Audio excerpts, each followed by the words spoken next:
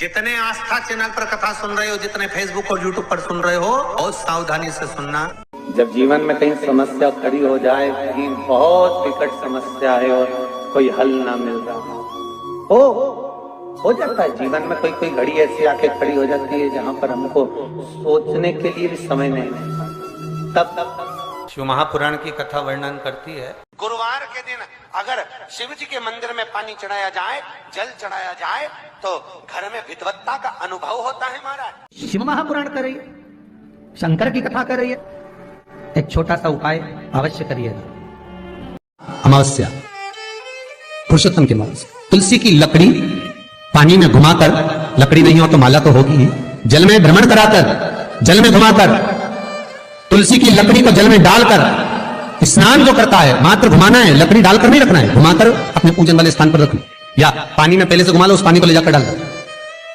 अमावस्या स्नान जो जीव करता है, शिव महापुराण की कथा कहती है, जितनी वर्ष में सोमती पड़ती है, सोमती अमावस्याएं पड़ती हैं, शनिचरी अमावस्याएं पड़ती हैं, सारी अमावस्या का पुण्य उस जीव के खाते में चला जाता है। तो मान लो आपको लग रहा है कि आपके घर में पितृदोष है, आपको ऐसा महसूस होता है, अमावस्या पड़ती है, चावल की कटोरी में एक कपूर का टुकड़ा रख दीजिए महाराज, छोटा सा, और कपूर का टुकड़ा रखकर उस कपूर को दरवाजे के बाहर कटोरी में ही, चावल रखी हुई कटोरी में ही उसको पितरों का स्मरण कर कर जला दीजिए, और जलाने के बाद उस चावल को कहीं भी किसी भी वृक्ष की छांव में पक्षियों के लिए डाल दीजिए। शिव महापुराण की कथा कहती है, अगर मान लो पितर आपको कष्ट दे रहे हैं, पितर आपको तकलीफ दे रहे हैं, कोई काम नहीं होने दे रहे हैं, या कहीं आपको ऐसा लगता है कि पितरों का दोष है, तो वो पितृ दोष देवी, अब ये जो आप करेंगे, ये कब कर रहे हैं? अमावस्या के दिन आप उसको रख रहे हैं, अमावस्या के दिन उसको रखकर रात भर आपने रखा कपूर के साथ में, सुबह एकम पड़क गई, उसी दिन उसको जलाकर आपने पटक दिया, अर्थात उससे देवी और पितृ इन दोनों का आशीर्वाद जो प्राप्त होता है, तो घर में से पितृदोष समाप्त होकर लक्ष्मी की वृद्धि प्रारंभ हो जाती है। अमावस्या के दिन प्रदोष काल में, प्रदोष के समय पर, प्रदोष काल में शाम के समय पर जाकर किसी भी नदी, तालाब, बावड़ी, कुआं, कहीं ना कहीं जो आपके पास में हो, वहां पर एक घी का दिया, बत्ती का मुंह दक्षिण की ओर कर कर अवश्य जला कर आ जाना, सारे पितृ दोष समाप्त हो जाएगा। अगर नदी, तालाब, बावड़ी, कुआं नहीं है तो पीपल का वृक्ष हो या बेलपत्री का वृक्ष हो या बट का वृक्ष हो, उसके नीचे लगा दो प्रदोष काल में, पर अमावस्या के दिन लगाएं जरूर। क्यों?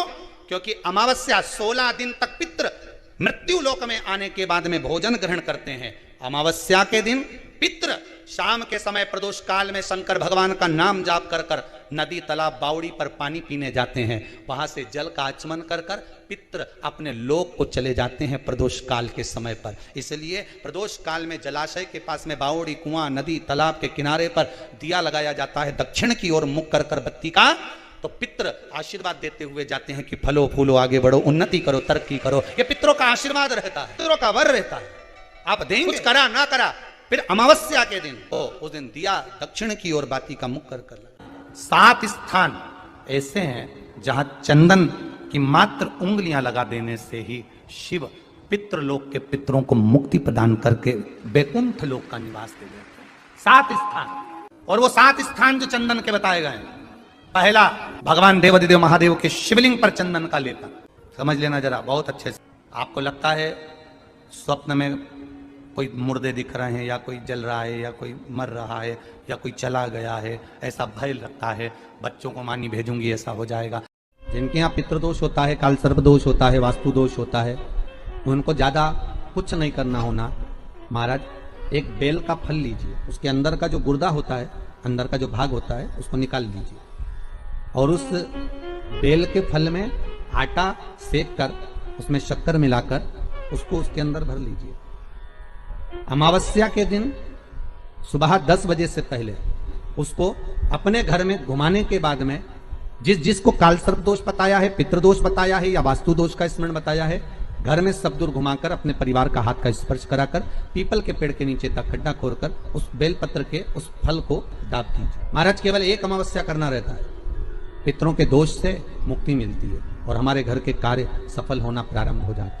पति को मानी भेजूंगी ऐसा हो जाएगा, कोई हमारे कोई गलत तो नहीं कर रहा है। आपको लगता है 7 स्थान चंदन के बताएं बाबा के शिवलिंग पर, दूसरा गणेश जी पर चंदन की उंगली, तीसरा षडानंद कार्तिकेय पर चंदन की उंगली, चौथा अशोक सुंदरी पर चंदन की उंगली, पांचवा जलाधारी पर चंदन की उंगली, छठा जो शिवलिंग का जल बह रहा है इसके ठीक विपरीत की ओर चंदन की उंगली, और सातवां चंदन नंदी के मस्तक के ऊपर जो दो सींग लगे रहते हैं उस पर चंदन की उंगली। ये कब लगाई जाती है? या तो अमावस्या के दिन आपको लगता है कि हमारे पूर्वजों का उद्धार नहीं हुआ, हमारे पूर्वजों का कल्याण नहीं हुआ, कहीं अधोगति में कोई चला गया है, उसका बस एक बार, रोज नहीं जरूरत है, 4 दिन दुकान अच्छी चले, बाकी के समय बैठना पड़े, समझ लेना पितृदोष।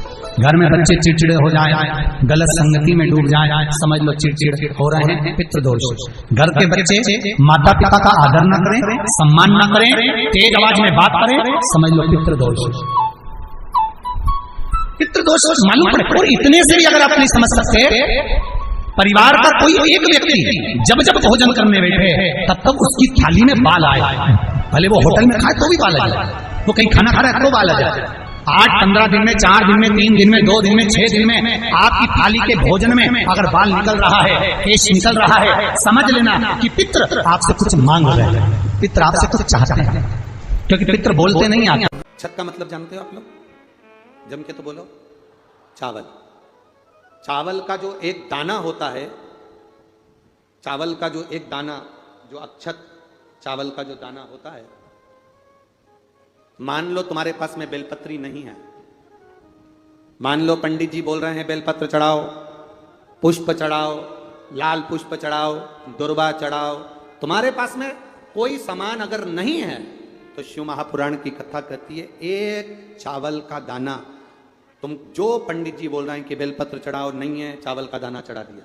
पंडित जी ने बोला तुम्हारे पास में ये चढ़ा दो, वो चढ़ा दो, तुमने एक एक चावल का दाना, पंडित जी कहते रहे फूल चढ़ाओ, चावल का दाना चढ़ा दिया, रौली चढ़ाओ, चावल का दाना चढ़ा दिया, नहीं है, चावल का दाना चढ़ा दिया। अक्षत का मतलब यह होता है कि जो चावल का दाना आप चढ़ा रहे हो उसका मतलब होता है कि शंकर भगवान की पूजन में सारा साहित्य, एक चावल के दाना चढ़ाना मतलब सब चढ़ जाए, एक अक्षत। पर उस चावल का महत्व क्या है?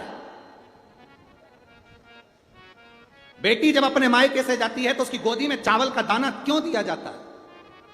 बेटी जब अपने मायके से जाती है तो उसकी गोद भरकर क्यों भेजा जाता है?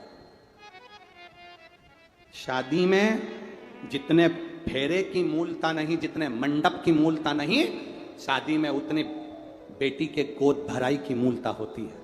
शादी होती है उससे पहले उसकी गोद भरना पड़ती, जेठ भरे, ससुर भरे, कोई भी भरे, उसकी गोदी में कुछ ना कुछ वस्त्र आभूषण जो लाए हैं वो देना पड़ता है। क्यों भरा जाता है? बहन बेटी की गोदी में चावल का वो पसी, वो गोद भराई क्यों दी जाती है? वो चावल क्यों डाला जाता है? उसका केवल एक कारण है, मेरी बहन, मेरी बेटी जैसे अखंड सौभाग्य लेकर, मांग में सिंदूर भरकर, माथे पर बिंदी लगाकर तू मेरे घर पर आई है, ये चावल इसलिए दे रहे हैं कि तेरा अखंड सौभाग्य ऐसा ही बना रहे और तू ऐसी ही अखंड सौभाग्यवती हो।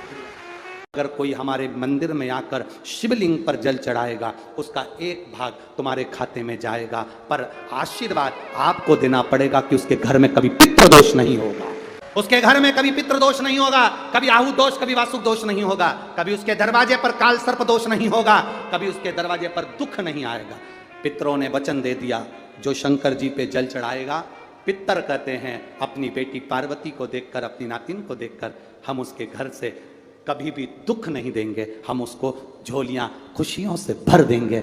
इसीलिए शंकर जी को जो जल चढ़ता है तो जलाधारी का मुख कहां का होता है? जम के बोलो, उत्तर की ओर होता है। जलाधारी का मुख कहां होता है?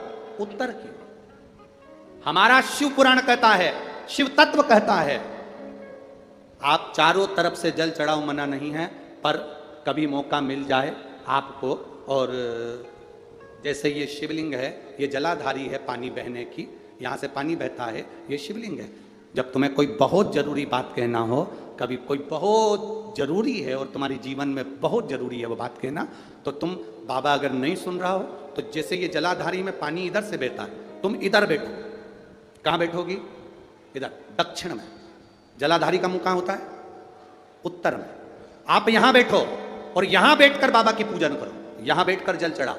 वो पानी यहाँ जब बहकर तुम यहाँ बैठकर जब जल चढ़ाओगी, दक्षिण में बैठकर उत्तर की ओर मुंह कर कर जब जल चढ़ाओगी और उत्तर में ही पानी बहकर जाएगा तो तुम्हारे को रिजल्ट जल्दी आएगा। ये निश्चित है, आपका फल आपको मिलेगा।